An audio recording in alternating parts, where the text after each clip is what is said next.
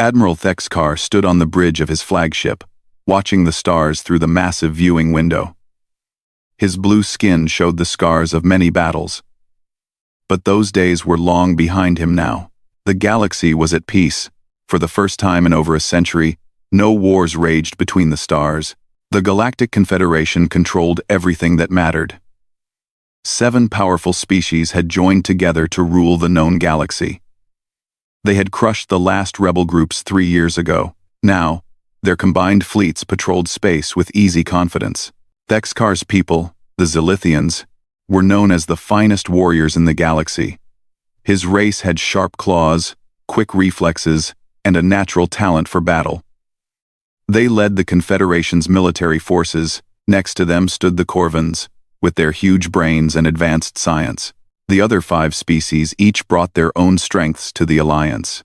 Together, they were unstoppable. At least, that's what everyone believed. Admiral, called his aide, a young Corvan female named Yura. The council meeting begins in 1 hour. Thexkar nodded. Today marked 3 years since they had achieved total galactic unity. 3 years since the last independent worlds had surrendered or been destroyed. It was time to celebrate. The council chambers buzzed with excitement. Representatives from all 7 species had gathered on the capital world of Nexus Prime.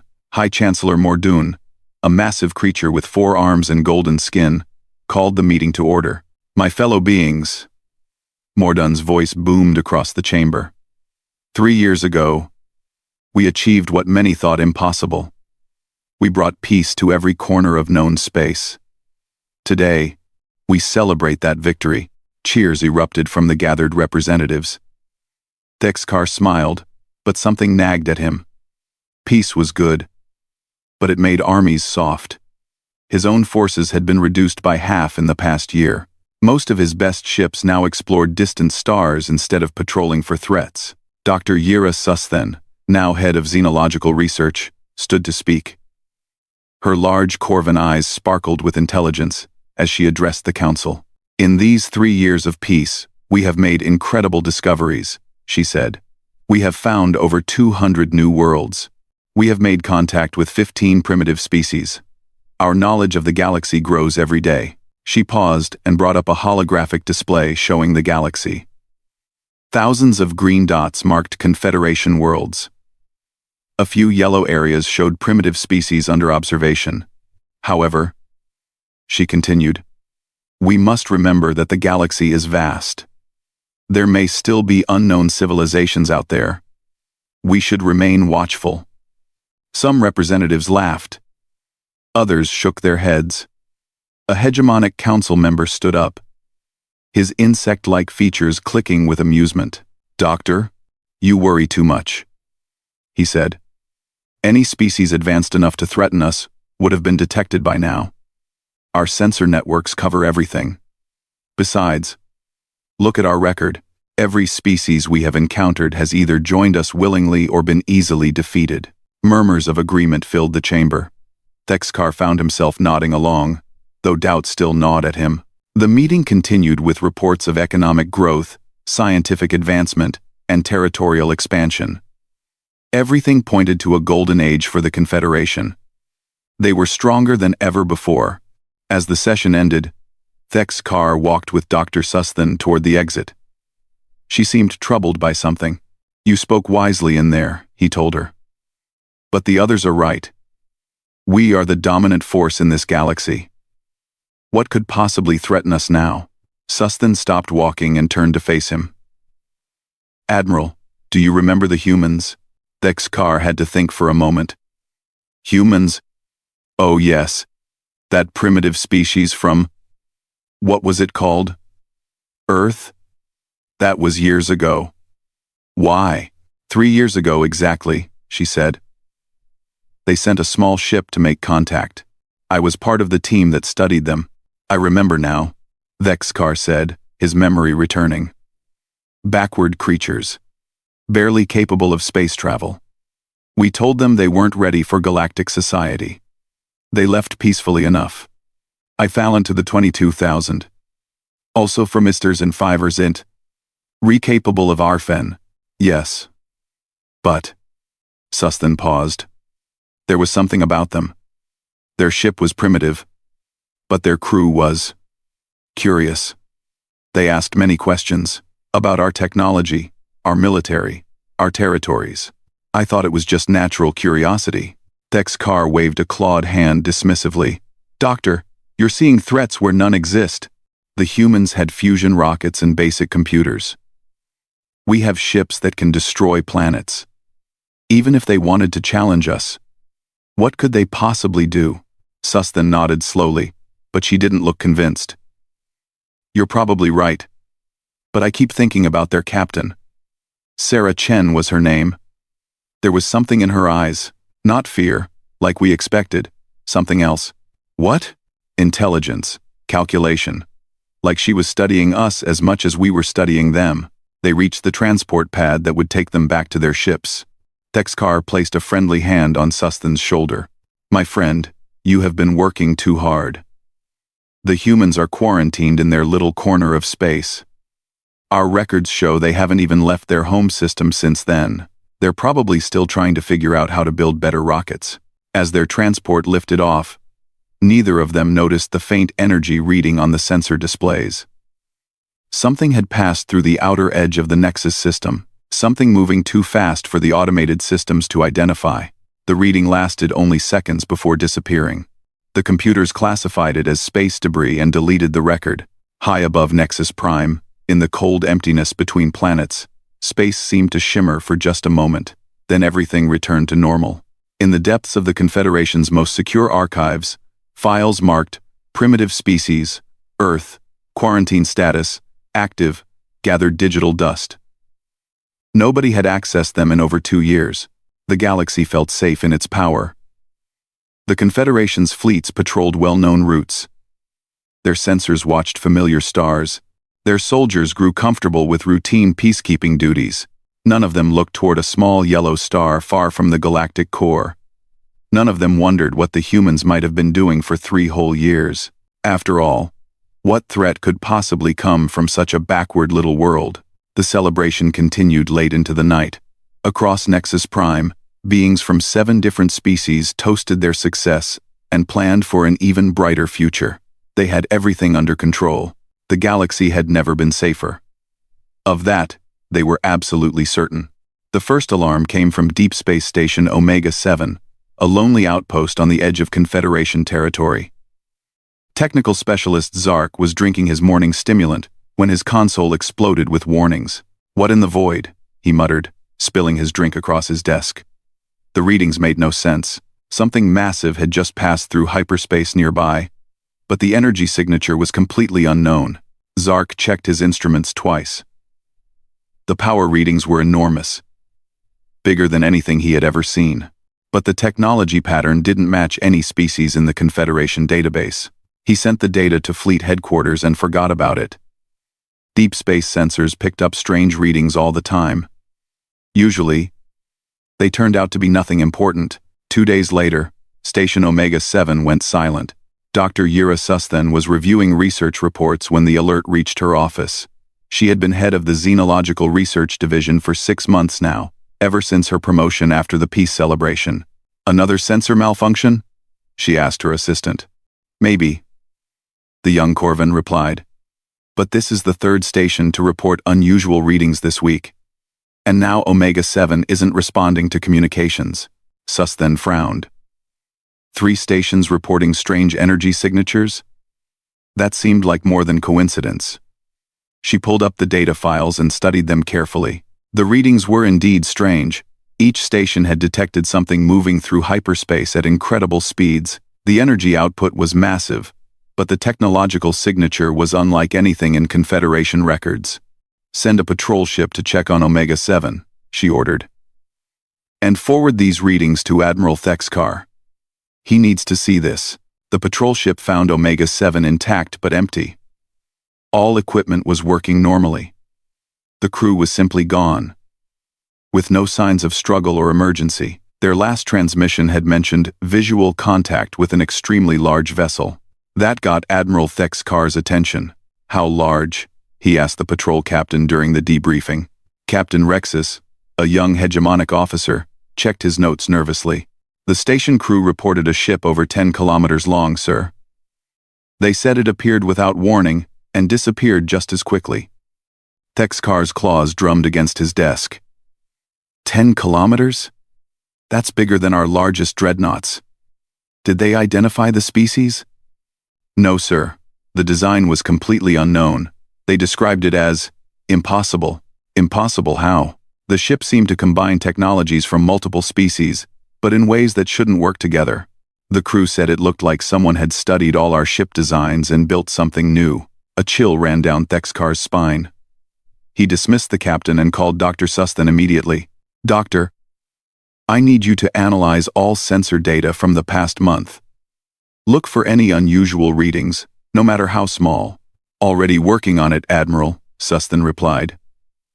I'm finding traces of this unknown ship across 7 different sectors. It's been moving through our territory for weeks. Where is it heading? That's the disturbing part. The ship isn't following any normal trade route or exploration pattern. It's visiting our major military bases and shipyards, almost like it's conducting reconnaissance. Thexkar felt his warrior instincts awakening for the first time in years. Reconnaissance for what? I don't know. But Admiral, there's something else. I've been comparing the energy signatures to our database of known species. There are similarities to fusion technology, but amplified far beyond what should be possible. Fusion technology? That's ancient. No advanced species uses fusion reactors anymore. Exactly. But there's only one species in our records that still used fusion when we last encountered them. Thexkar's blood ran cold. The humans? The energy signature has similarities to their primitive drives, but the power output is millions of times greater. It's like someone took their basic fusion technology and turned it into something incredible. That's impossible. The humans barely had space travel 3 years ago. Our reports said they were centuries behind us technologically. I know. But the patterns match. Admiral, what if we underestimated them? Thexkar paced his office, trying to think. Even if the humans had advanced rapidly, they're just one small planet. How could they build ships larger than ours? Where would they get the resources? I don't know. Sustan admitted. But this ship is real. It's here. And it's been studying us. Over the next week, more stations reported sightings. The mystery ship appeared at different locations across the galaxy, always briefly. Always conducting what looked like scans. Each time, patrol ships were dispatched to investigate. Each time, they found nothing. The ship seemed to have perfect stealth capabilities. It could appear and disappear at will, avoiding any attempt to intercept it. When Confederation ships tried to follow, it simply vanished. Admiral Thexkar called an emergency meeting of the Military Council. Officers from all 7 species gathered in the secure conference room aboard his flagship. We're dealing with an unknown vessel of unprecedented size and capability, he began. It's been conducting surveillance of our key installations for at least a month. General Vorthak, a massive Bruthan warrior, slammed his fist on the table. Then we hunt it down and destroy it. Send the entire fleet if necessary. We've tried. Thexkar replied grimly. This ship can avoid our sensors completely. It only appears when it wants to be seen. What do we know about it? Asked Commander Silith, the Etherian representative. Dr. Sustan activated the holographic display. The vessel is approximately 15 kilometers long. Its design incorporates elements from all of our major species technology. Most importantly, it demonstrates capabilities we thought were impossible. Such as stealth technology that renders it completely invisible to our sensors, hyperspace drives that allow faster-than-light travel without using jump gates, and power sources that output more energy than our largest reactors. The room fell silent. Finally, General Vorthak spoke again, his voice much quieter. What species could build such a thing? That's what worries me, Sustan said. The only technological signature we can identify is fusion-based. That suggests the humans, Thexkar finished. But how? Commander Silith's voice was thoughtful. Admiral, what exactly happened during first contact with the humans? I wasn't involved in those meetings. Thexkar pulled up the old files. Standard procedure. They sent a small diplomatic vessel. We evaluated their technology and found it primitive. We told them they weren't ready for galactic society and suggested they develop more before recontacting us. How did they react? They were calm about it. Disappointed, but not angry. They asked many questions about our technology and territories. Then, they left peacefully. I'm in C. Something they're feeing. I'm in CU Cold 43. What kinds of questions? Dr. Susthen, who had been part of the original contact team, answered.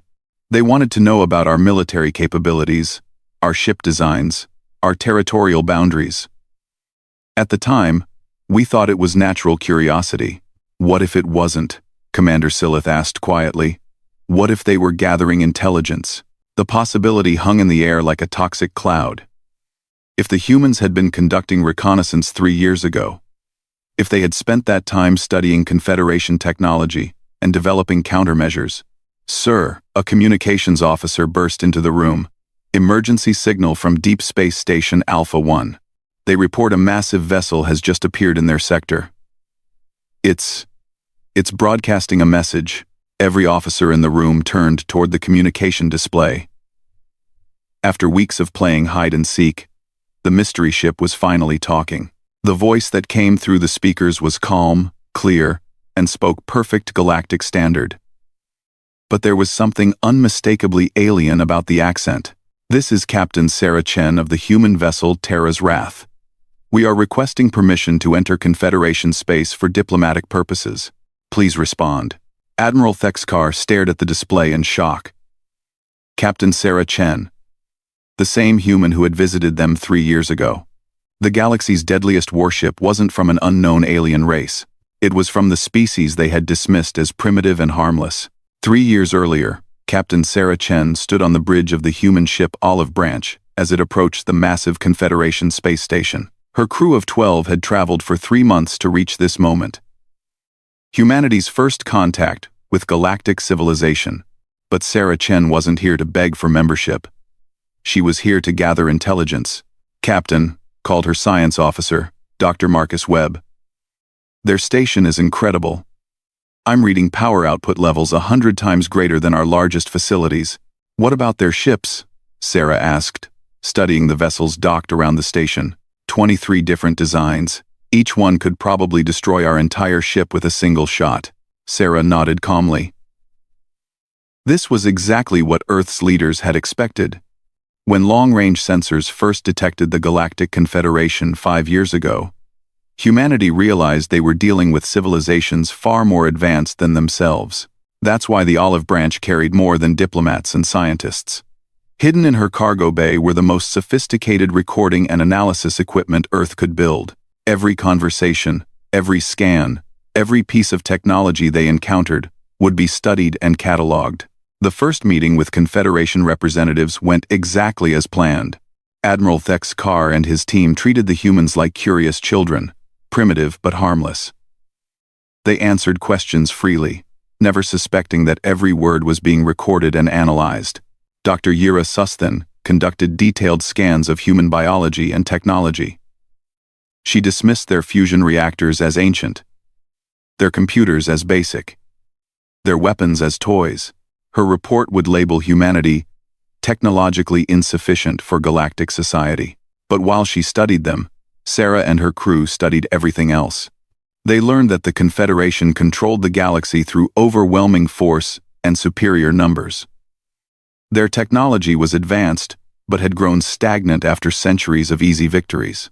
No one had challenged them seriously in over 100 years. Most importantly, they discovered that each species in the Confederation had developed along different technological paths. The Zilithians excelled at weapons and armor. The Corvins built the most advanced computers and sensors. The Etherians had perfected energy shields and power systems.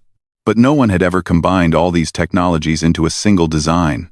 During their 3-month stay, Sarah's team gathered terabytes of data. They recorded energy signatures, analyzed ship designs, and mapped territorial boundaries. They studied military tactics and identified weaknesses in Confederation defenses. When the time came to leave, Sarah Chen stood before the Confederation Council and delivered her response to their offer of future contact when humanity was more advanced. "We understand your position," she said calmly. "We will return to Earth and continue our development. Perhaps we will meet again someday." The Confederation representatives smiled patronizingly and wished the humans luck. They watched the primitive little ship disappear into hyperspace, then promptly forgot about it. They had no idea they had just been thoroughly spied upon by one of the most dangerous species in the galaxy. The journey home took 6 weeks. During that time, Sarah and her crew analyzed everything they had learned. The picture that emerged was both terrifying and hopeful. Terrifying because the Confederation could destroy Earth without effort if they chose to. Hopeful because their complacency and technological stagnation created opportunities. "They think like an empire," Sarah explained to her officers during a briefing. "They expect other species to either submit or be easily crushed. They've never faced an enemy that studied them first, then developed countermeasures." "So what do we do?" asked Dr. Webb. "We can't match their numbers or their raw firepower." "We don't try to match them," Sarah replied. "We build something they've never seen before. Something that combines the best of their own technologies in ways they never imagined." When the olive branch reached Earth, Sarah delivered her report to the combined leadership of every nation on the planet. The evidence was clear. Humanity was alone in a galaxy controlled by species that viewed them as insects. President Martinez of the World Council spoke for everyone. "Captain Chen, what do you recommend?" "We have one advantage," Sarah said. "They don't see us as a threat. That gives us time to prepare. But we'll only get one chance to prove ourselves. We need to build something so impressive, so undeniably powerful, that they'll have to take us seriously." "What kind of something?" "A single ship. The most advanced warship ever constructed. One vessel that demonstrates we've learned everything they have to teach and improved upon it." The project was called Operation Damocles. Every nation on Earth contributed resources, technology, and personnel. For the first time in human history, the entire species worked toward a single goal. They built the ship in the shadow of Jupiter, where Confederation sensors were unlikely to detect it. The construction took 3 years and represented the greatest engineering challenge in human history. The vessel that took shape in the orbital shipyards was 15 kilometers of concentrated innovation. Humanity had taken the best technologies from 7 different alien species and combined them in ways that should have been impossible. Zilithian weapon technology provided the firepower, but humans improved the targeting systems and power efficiency. Corvin computers formed the ship's brain, enhanced with human artificial intelligence. Etherian shields protected the hull, reinforced with human materials science. The real breakthrough came with the power source. While the Confederation species had moved beyond fusion technology centuries ago, humans had continued to develop it. The Terra's Wrath was powered by controlled black hole reactors. Fusion technology pushed to its theoretical limits. Captain Sarah Chen stood in the ship's command center as the final systems came online. Around her, crew members from every nation on Earth worked at stations that incorporated technology from across the galaxy. "Status report," she called. "All systems operational," reported Commander Jackson, her second in command. "Stealth generators are online. Weapon systems are charged. Jump drives are ready. Communications? We can broadcast on all Confederation frequencies. Our translation systems include every known galactic language." Sarah nodded. 3 years of preparation were about to be tested. Earth had spent everything on this one ship. Their resources, their hopes, their future. "Remember," she addressed her crew, "we're not going there to start a war. We're going to end one before it begins. The Confederation needs to understand that humanity belongs in galactic civilization, not as subjects, but as equals." "And if they refuse?" asked Commander Jackson. "Then they'll learn that dismissing humans was the biggest mistake in galactic history." The Terra's Wrath powered up its jump drives and disappeared from the solar system. Behind it, Earth held its breath. Every radio telescope on the planet was aimed at the stars, waiting for word of what would happen next. In her private quarters, Sarah Chen reviewed the files on Admiral Thexkar and Dr. Susthen one last time. 3 years ago, they had treated her like a primitive child asking for scraps from the adults' table. Today, she was returning with the most powerful warship ever built. The Confederation had dismissed humanity as technologically insufficient. They were about to discover that humans had a talent they hadn't anticipated: the ability to learn from their enemies and surpass them. Sarah smiled as she imagined their faces when the Terra's wrath appeared above their capital world. The galaxy had lowered its guard, confident in its superiority. Time to remind them that confidence could be a dangerous thing. The human ship jumped into hyperspace, carrying with it the hopes of an entire species. Behind them, Earth waited in darkness, knowing that when the sun rose again, humanity would either have a place among the stars or face extinction. But Sarah Chen wasn't worried about extinction. She had seen the Confederation's weaknesses. She knew their capabilities and their limitations. Most importantly, she knew that humans had something the galaxy had forgotten: the hunger to prove themselves against impossible odds. The first warning came from the outer sensor grid around Nexus Prime. Technician Yeltis was monitoring routine traffic when his screen exploded with alerts. Something enormous had just appeared at the edge of the system. "Central Control, this is Outer Station 6, he transmitted quickly. "We have an unscheduled arrival. Ship classification unknown. Size." He paused, checking his readings again. "Sir, this thing is 15 kilometers long." "Repeat that, Station 6, came the reply. 15 kilometers, and it's not in our database. The design is completely unknown." Within minutes, alert signals were screaming across Nexus Prime. Admiral Thexkar was pulled from his morning briefing as emergency protocols activated throughout the capital system. "Report," he snapped as he reached the command center. "Unknown vessel, massive size, unidentified technology." His aide replied quickly. "It appeared without warning at the system edge. No response to our communication attempts." Thexkar studied the tactical display. The ship was indeed enormous, larger than anything in the Confederation fleet. But more disturbing was its approach vector. It was heading directly for Nexus Prime. "Alert all defense stations," he ordered. "Scramble the home fleet. And get me a visual on that ship." The main screen flickered, then showed the mysterious vessel. Gasps echoed through the command center. The ship was impossibly elegant despite its size, its hull gleaming with what looked like energy fields. Weapons ports dotted its surface like predatory eyes. "Sir," the communications officer called out, "the vessel is transmitting on all frequencies. They're speaking Galactic Standard. Put it through." The voice that filled the command center was calm, professional, and unmistakably familiar to those who had been present 3 years earlier. "This is Captain Sarah Chen, of the human vessel Terra's Wrath. I am requesting permission to enter Confederation space for diplomatic purposes. Please respond." Admiral Thexkar felt his world tilt. The human captain from 3 years ago was back, commanding a ship that dwarfed anything in known space. Dr. Susthen burst into the command center, having run from her laboratory when the alerts began. "Admiral, the energy readings. They match the signatures we've been tracking." "Captain Chen," Thexkar transmitted, his voice tight with controlled tension.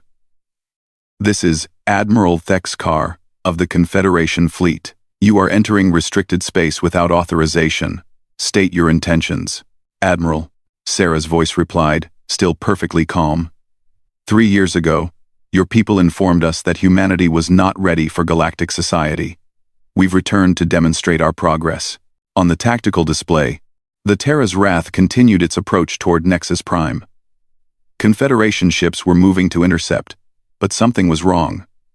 The human vessel was moving faster than should be possible for a ship its size. "Captain Chen, halt your approach immediately," Thexkar commanded. "You are violating Confederation space." "Admiral, I'm afraid stopping would be tactically unsound. My ship's momentum could be interpreted as a weakness." "I'm sure you understand." The human ship continued forward, seemingly ignoring the dozen Confederation vessels moving to block its path. Dexcar watched in growing alarm as his ships positioned themselves between the Terra's Wrath and the capital world. Then the impossible happened. The human ship simply vanished. Where did it go? Dexcar shouted, staring at the empty space where the massive vessel had been. Sir. The sensor operator's voice was shaking. I'm reading multiple contacts. The ship is everywhere. The tactical display lit up with contacts. The Terra's Wrath was appearing and disappearing at different locations throughout the system. First, near the outer planets, then close to the defense stations, then directly above Nexus Prime itself. Each time it appeared, it performed maneuvers that should have been impossible. The massive ship moved like a fighter, spinning and diving through space with impossible grace. It was showing off, demonstrating capabilities that made the Confederation fleet look like children's toys. Admiral, Captain Chen's voice came through the speakers again. The transmission was coming from directly above the capital city. I believe this demonstration answers your questions about human technological advancement. May I suggest we discuss this diplomatically? Through the command center's windows, they could see the Terra's Wrath hanging in the sky above Nexus Prime. The ship was enormous, blotting out stars as it maintained perfect position above the planet's surface. How? Dr. Susthan whispered, staring at the readings flooding her instruments. The power requirements for that kind of stealth technology. It's impossible. Captain Chen, Dexcar transmitted, his warrior pride fighting with tactical reality. Your vessel demonstrates impressive capabilities. However, you are still outnumbered. Our fleet, Admiral, Sarah interrupted gently. With respect, your fleet is obsolete. The Terra's Wrath vanished again. This time it reappeared in the middle of the Confederation formation, surrounded by dozens of warships. For a moment, Dexcar thought his ships finally had the human vessel trapped. Then the readings began coming in. The human ship was scanning every Confederation vessel simultaneously. Deep scans that penetrated shields and armor. Analyzing every system, every weapon, every weakness. Admiral, his weapons officer reported, voice filled with disbelief. They've locked targeting sensors on every ship in our fleet, simultaneously. That's impossible. No single ship has that much processing power. Sir, they're not just locked on. They're showing us exactly where they could hit us. Shield weak points, engine vulnerabilities, weapon blind spots. It's like they know our ships better than we do. The Terra's Wrath transmitted again. This time, along with Sarah Chen's voice, came detailed tactical analyses of every Confederation ship. The displays showed precisely where the human weapons could penetrate their defenses. This isn't an attack, Sarah said calmly. It's proof. Proof that humanity has earned the right to be taken seriously. High Chancellor Mordoon's voice crackled over the emergency communication system. Admiral, what is happening up there? The entire planet can see that ship. Dexcar looked around his command center. His officers were staring at displays, showing their complete tactical inferiority. Every advantage they had counted on, numbers, firepower, defensive positions, had been neutralized by technology they couldn't understand. Chancellor, he replied slowly, we appear to be receiving a diplomatic visit. This is Captain Chen. The human transmitted to all frequencies, ensuring every being on Nexus Prime could hear her words. 3 years ago, representatives of the Galactic Confederation informed humanity that we were not ready to join galactic civilization. Today, I'm here to request reconsideration of that decision. Across the planet's surface, billions of beings looked up at the impossible ship hovering in their sky. The vessel that had appeared from nowhere demonstrated capabilities beyond their understanding, and done it all without firing a single shot. The Terra's Wrath is not here as a threat, Sarah continued. It's here as proof. Proof that humanity has the technological capability, the tactical skill, and the determination to contribute meaningfully to galactic society. Dr. Susthan was frantically analyzing the ship's energy signatures. Admiral, she called out, I'm reading controlled black hole reactors. They're using fusion technology. but pushed to theoretical limits. "This is impossible engineering." "Captain Chen," Thexkar transmitted. "What exactly do you want?" "What we wanted 3 years ago, Admiral. Recognition as equals. A seat at the galactic table. The opportunity to contribute to the Confederation as partners, not subjects. And if we refuse?" There was a pause. When Sarah Chen spoke again, her voice carried a weight that made every being in the command center understand exactly how dangerous this moment was. "Admiral, the Terra's wrath represents 3 years of human dedication and the combined resources of our entire world. We didn't build this ship to conquer the galaxy. We built it to prove we belong here." She paused again, letting the implications settle. "However, if the Confederation continues to treat humanity as unworthy of respect, you will discover that being underestimated was the greatest mistake in galactic history." The Terra's wrath hung in the sky above Nexus Prime, silent and impossible, waiting for the galaxy's response. Below, in emergency sessions across the planet, the most powerful beings in known space struggled with a question none of them had expected to face. What do you do when the species you dismissed as primitive returns with the most advanced warship ever built? The emergency session of the Galactic Council convened 6 hours after the Terra's wrath appeared above Nexus Prime. Representatives from all 7 species gathered in the secure council chambers, while the impossible human ship maintained its position in the sky above them. High Chancellor Mordoon called the session to order with trembling hands. Through the chamber's transparent dome, they could all see the massive vessel floating motionlessly overhead, its presence a constant reminder of how completely their assumptions had been shattered. "We are faced with an unprecedented situation," Mordoon began, his forearms gesturing toward the ceiling. "A species we dismissed as primitive has returned with technology that surpasses our own. We must decide how to respond." General Vorthak, the Bruthan military leader, stood immediately. His massive frame radiated aggression despite the circumstances. "We fight. No single ship, no matter how advanced, can stand against our entire fleet. We have thousands of vessels, and they've demonstrated they can disable every one of them," Admiral Thexkar replied grimly. "General, I've been studying their tactical display. The Terra's wrath showed us exactly how they could destroy our ships. They weren't bluffing." Dr. Suss then activated the holographic display, showing the energy readings she had been analyzing. "The human vessel represents a technological breakthrough we didn't think was possible. They've combined our best technologies and improved upon them in ways that make our current fleet obsolete." Commander Silith, the elegant Etherian representative, spoke carefully. "Perhaps we should consider why they're here. They could have attacked without warning. Instead, they're requesting diplomatic talks." "After humiliating our entire defense fleet," General Vorthak growled. "After demonstrating that underestimating them was a mistake," Thexkar corrected. "General, as a warrior, I understand pride. But as a military leader, I recognize superior capability when I see it." The chamber fell silent as the implications sank in. For the first time in centuries, the Confederation faced a species that could match their power. "What do the humans actually want?" asked Counselor Zephys, the insectoid representative. "What are their terms?"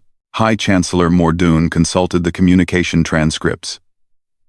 "They want recognition as equals, full membership in the Confederation, territory rights in their local space sector, and," he paused, "respect." "Respect," General Vorthak repeated with disgust. "They demand respect through force. They earned respect through capability." Admiral Thexkar said quietly.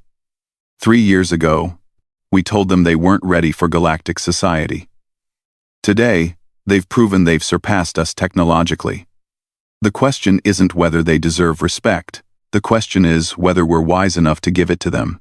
Dr. Suss then stood to address the council. "I was part of the original First Contact team. I studied the humans and recommended their dismissal. I was wrong." She paused, gathering her courage. "I was wrong because I measured their current technology instead of their potential. Humans don't just learn from others. They improve upon everything they encounter." She activated another display showing the Terra's Wrath's design specifications. This ship incorporates technology from all 7 of our species. But they didn't just copy our designs. They found ways to make them work together that we never considered. The result is something none of us could have built alone. You're suggesting we accept their terms? Counselor Zephys asked. I'm suggesting we recognize reality, Sustan replied. The humans have demonstrated technological superiority. They've shown tactical superiority. Most importantly, they've shown restraint. They could have attacked our worlds without warning. Instead, they're offering partnership. General Vorthak's voice was bitter. Partnership with a species that threatens us? Partnership with a species that could have destroyed us but chose not to, Commander Silith corrected. General, they're offering us a choice. We can accept them as equals, or we can face them as enemies. Which option serves the Confederation better? The debate continued for hours. Outside, the Terra's wrath waited patiently, occasionally disappearing and reappearing at different locations throughout the system. Each demonstration reminded the Council that traditional military responses were no longer viable. Finally, Admiral Thexkar requested permission to address the Council. The chamber fell quiet. As the legendary warrior stood, "Fellow representatives," he began, "I have spent my life defending the Confederation through strength. Today, I face a species that has achieved strength beyond our own. But strength without wisdom leads to destruction." He gestured toward the Terra's wrath, visible through the dome above them. The humans could have struck without warning. They could have demanded our surrender. Instead, they're asking for the one thing every species deserves: recognition of their achievements. They've earned their place among us. Admiral, General Vorthak protested. You're advocating surrender to a threat.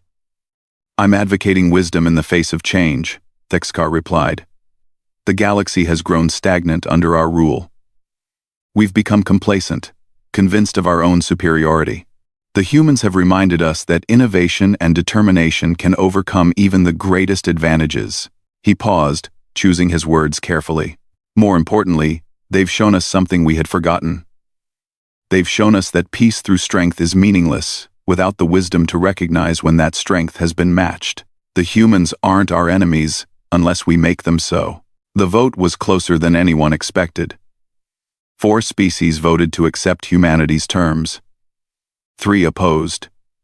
But in the Confederation, a majority was sufficient for decisions of membership.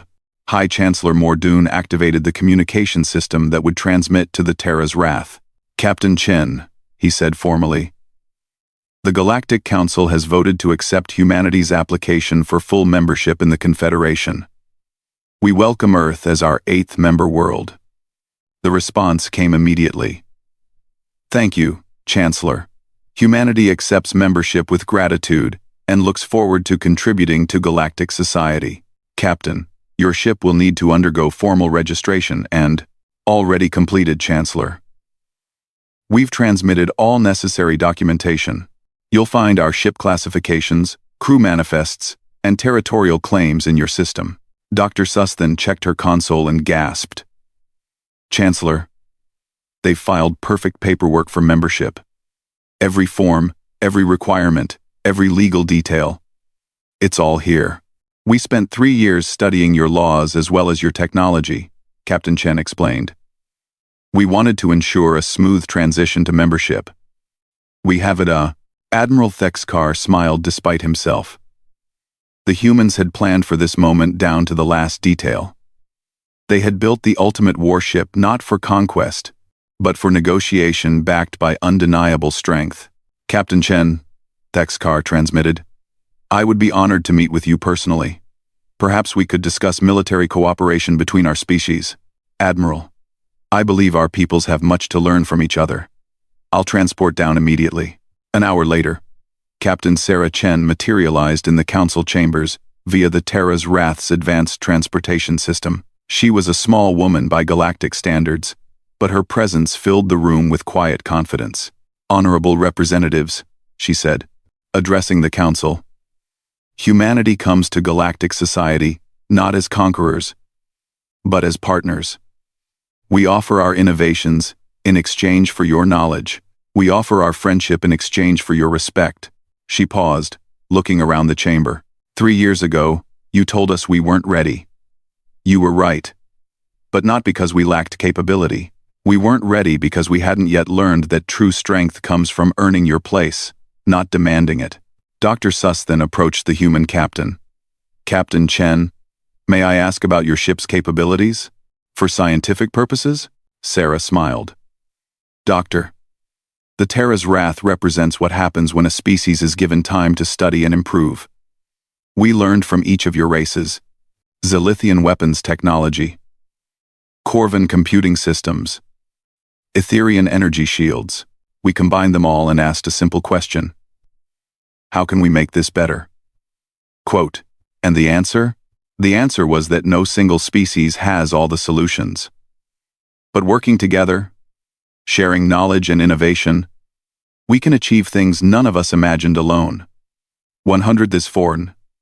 In 234, over the following months, humanity's integration into galactic society proceeded smoothly.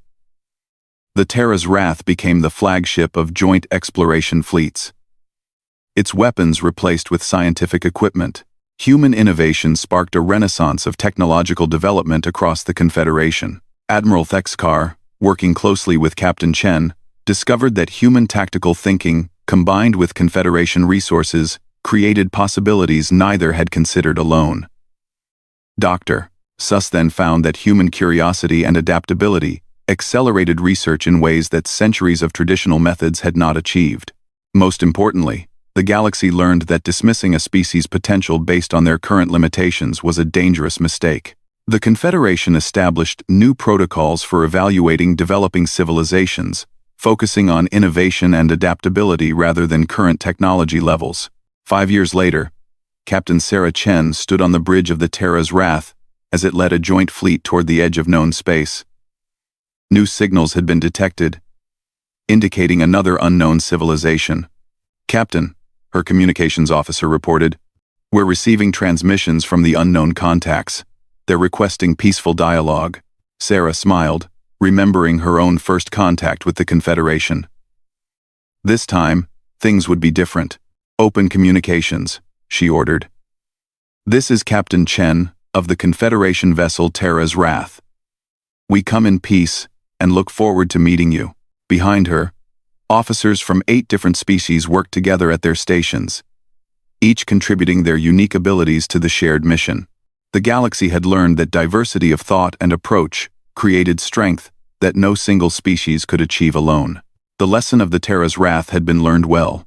Never again would the galaxy underestimate a species' potential, and never again would peace be maintained through complacency rather than vigilance and respect. In the end, humanity had achieved exactly what they set out to accomplish. They had earned their place among the stars, not through conquest, but through the undeniable demonstration that they belonged there.